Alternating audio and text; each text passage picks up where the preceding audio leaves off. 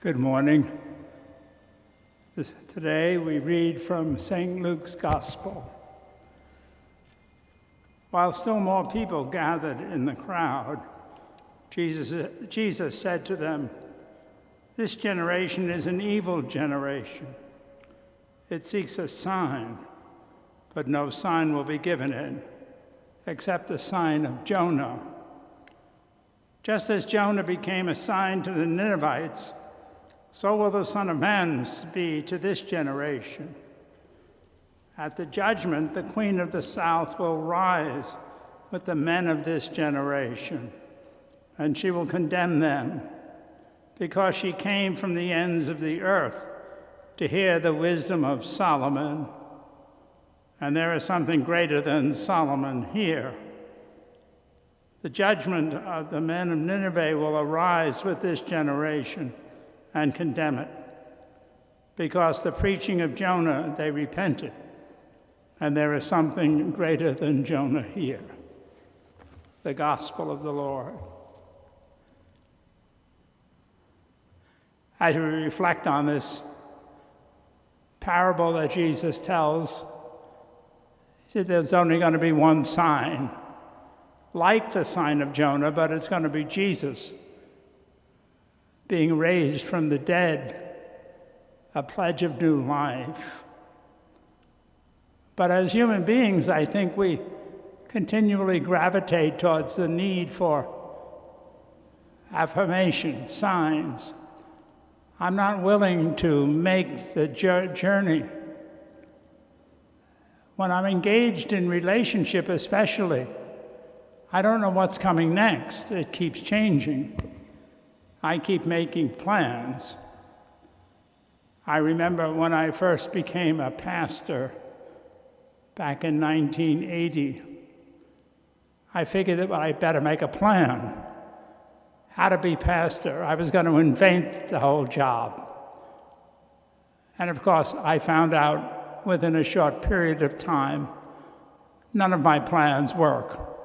Doesn't mean we shouldn't make them, but we shouldn't hold on to them as if they're magic. I need to let go. I need to trust. I need to be open. I need to discover. But I don't. I keep looking for signs. Am I doing the right thing the right way? Do I have the formula? Do I have the answer before I even really understand what the problem is? In the 70s, 60s and 70s, when banners were the rage, there was one that life is a mystery to be lived, not a problem to be solved. Looking back in those years, I remember wondering, thinking it was clever, but not quite really understanding it, although I thought I did. Now, yes, it makes a lot of sense.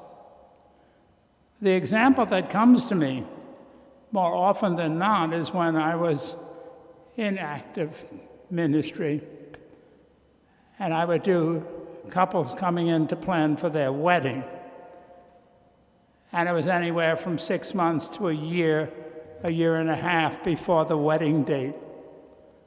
And the same process happened. Always tried to warn them, to no avail, I might add, that the temptation is the plan for the wedding. It will absolutely suck the life out of you, I would say, especially to the brides, because it falls to the bride and the bride's mother to prepare for the wedding. And the young man who is not conditioned for that usually just stands by and goes along for the ride. And eventually I would say to them, be careful. You're preparing and you're going to give a year of your life in making plans for the wedding, and the marriage begins the day after. It's when you start engaging in the relationship day in and day out. And then you hope. You hope it goes well. You use the example of people who have gone before you without even knowing it, perhaps.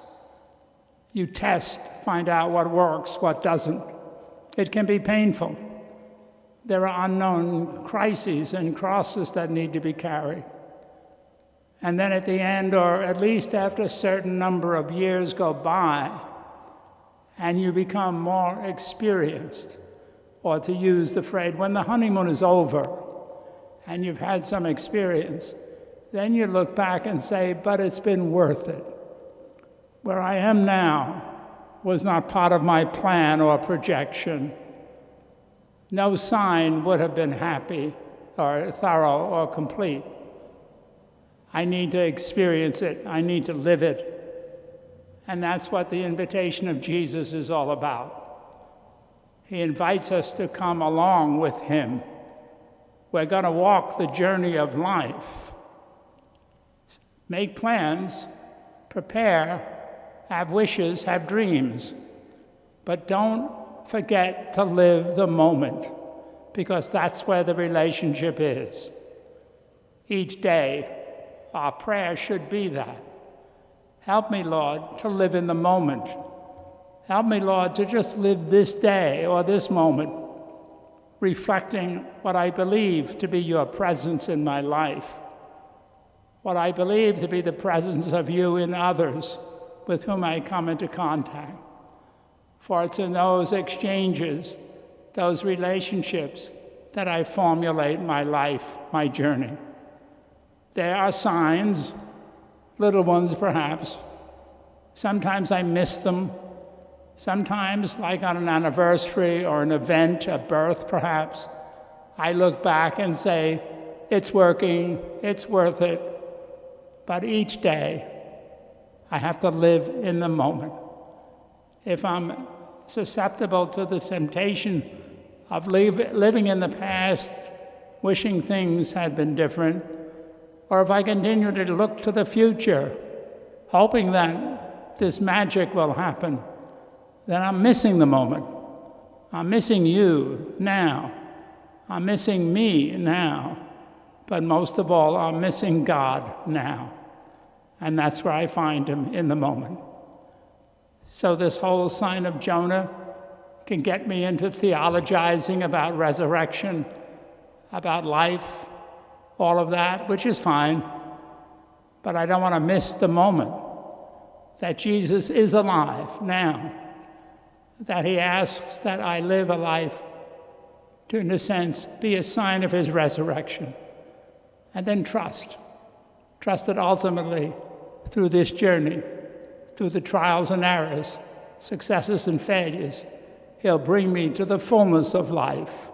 He'll bring me to the kingdom and to bring me to the completion of the presence that I experience every day. So the moment, or the lesson rather, is live in the moment, and that I need to pray for each day, the grace to trust in the moment and leave the rest in God's hands. I hope that you have a prayerful and fulfilled day, that you remain safe and continue to pray for one another.